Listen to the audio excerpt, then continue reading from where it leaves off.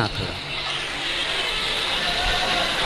कि गुरुजी बार बार बोलते हैं कि मंदिर में जाकर जल चढ़ाओ, मंदिर में जाकर पूजन करो, मंदिर में जाकर पशुपति व्रत करो, मंदिर में जाकर आराधना करो, मंदिर में जाकर भगवान शंकर को बेलपत्र चढ़ाकर खाओ, मंदिर में जाकर दुर्वा चढ़ाकर खाओ, मंदिर में जाकर भगवान को जल समर्पित करो। गुरुजी ये क्यों नहीं कहते कि घर में शंकर जी का शिवलिंग है तो उसकी आराधना कर लो, घर में जो शिवलिंग विराजमान है उसका पूजन कर लो, उस पर चढ़ी हुई बेलपत्र खा लो। मंदिर का ही वर्णन क्यों?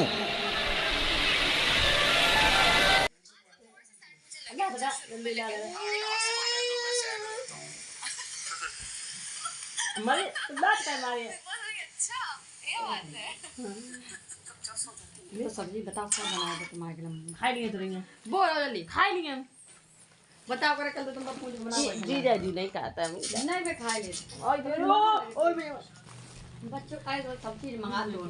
अब मंगा ले, अब जब आई सब्जी तब एक हफ्ता बाद फिर मंगा ले बीच में चलो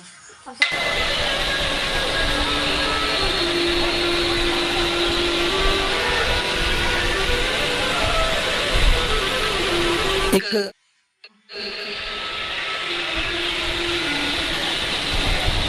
आप ये बेलपत्री भगवान शंकर को चढ़ाएं ना चढ़ाएं,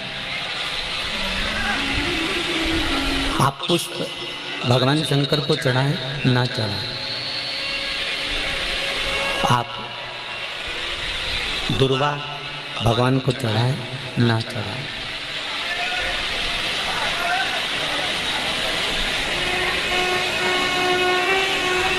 मंदिर में जो शिवलिंग होता है, मंदिर के अंदर जो शंकर भगवान का शिवलिंग होता है वो स्थिर होता है, और घर में जो शिवलिंग है वो स्थिर है क्या? उसको तो तुमने उठाया, उठा के थाली में रखा, स्नान कराया, वापस बिठा दिया।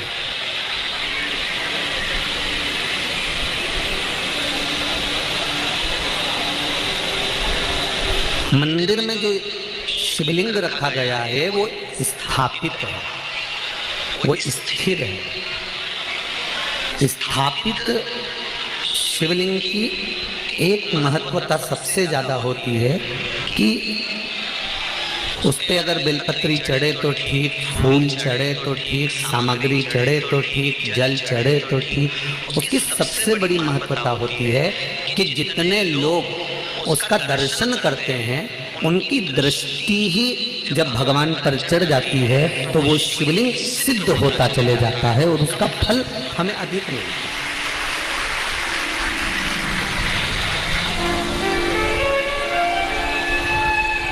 उसका फल हमको अधिकता में प्राप्त होता है।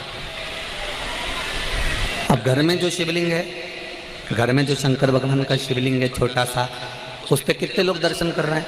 आपने कर लिया, पति ने कर लिया, बच्चों ने कर लिया, या घर में जो सास ससुर हैं, परिवार है, कुटुंब है, उसने दर्शन कर लिया, या आपके कोई मेहमान आ गए, आपके कोई रिश्तेदार आ गए तो उन्होंने दर्शन कर लिया। समझ लेना जरा अच्छे से हो।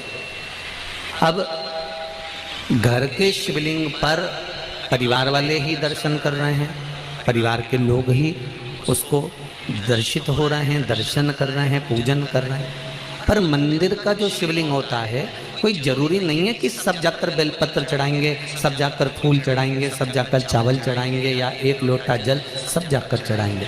अगर मंदिर का दरवाजा खुला हुआ है और मंदिर के बाहर से भी कोई निकल कर जा रहा है, मंदिर उसको मालूम है कि यहाँ मंदिर है, और उसकी ये मुख, उसका ये चेहरा मंदिर की ओर भी मुड़ गया। भले गाड़ी चढ़ा रहा था, गाड़ी चलते हुए जा रही थी, भले उसको शिवलिंग दिखा ना दिखा, और उसका चेहरा मंदिर की ओर मुड़ा तो उसकी दृष्टि का प्रसाद भगवान को चढ़ चुका था, भगवान उसको स्वीकार कर चुका है।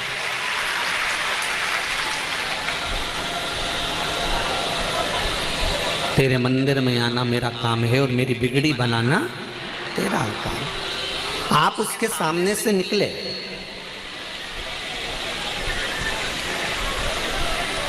आप उसकी चौखट पे से निकले और उसके सामने उसकी चौखट से जब आप निकले तो मात्र आपका मुख घूमा और उसने आपकी भक्ति को स्वीकार कर लिया। अब एक बात हमने पहले कही थी, आप लोगों को ध्यान में है कि नहीं है? वैसे तो मुझे उम्मीद है कि छत्तीसगढ़ के लोग इतनी जल्दी भूलने वालों में से नहीं है, ठीक है? आप लोगों को सुना होगा, हमने कहा था कोई शिवलिंग जंगल में हो, एकांत में हो, जहाँ कोई नहीं जाता। बोला था कि नहीं बोला था? जहाँ कोई ना जाए, केवल शिवलिंग है, वहाँ कोई जाता ही नहीं है, वहाँ कोई पहुँचता ही नहीं है। और आप वहाँ से निकल कर जा रहे हैं और आपने वहाँ पर एक लोटा जल समर्पित कर दिया, या वहाँ सफाई कर दी, या वहाँ भगवान की पूजन कर ली, तो वो अधिक फलदायी होता है। उसका कारण क्या है? लिंग पुराण कहती है, घर में जो शिवलिंग है उस शिवलिंग से ज्यादा बलवान होता है मंदिर का शिवलिंग। मंदिर के शिवलिंग से ज्यादा बलवान होता है तीर्थ क्षेत्र का शिवलिंग। तीर्थ क्षेत्र के शिवलिंग से ज्यादा बलवान होता है किसी नदी, सरोवर, तालाब, कुंड के पास का शिवलिंग।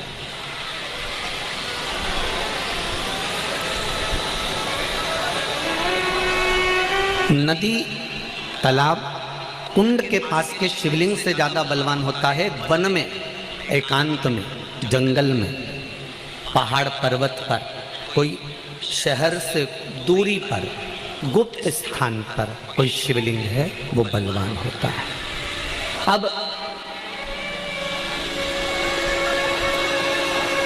उस शिवलिंग के पास में जाकर आपने भूल से भी एक लोटा जल चढ़ा दिया, या कोई थोड़ा सा कपड़ा उतार कर आपने वहाँ थोड़ी सी सेवा कर दी, तो उसका फल तो 1000 लाख गुना तो मिला।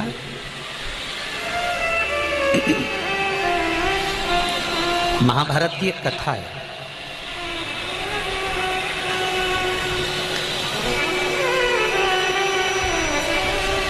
इसका प्रसंग महाभारत की कथा में भी मिलेगा और नरसिंह पुराण में भी मिलेगा।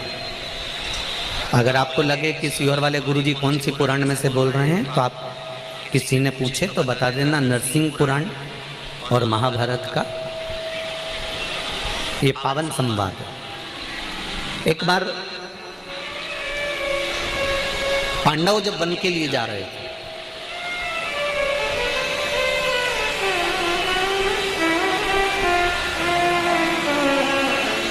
और पांडव जब वन के लिए जा रहे हैं, पांडव वन की ओर प्रवेश कर रहे हैं, कुछ दिन पांडवों को वन में घूमते घूमते निकल गए।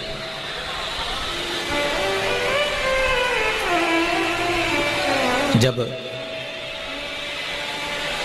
पांडव वन में घूमते घूमते निकल गए तो द्रौपदी एक पात्र लेकर जल भरने के लिए जा रही थी।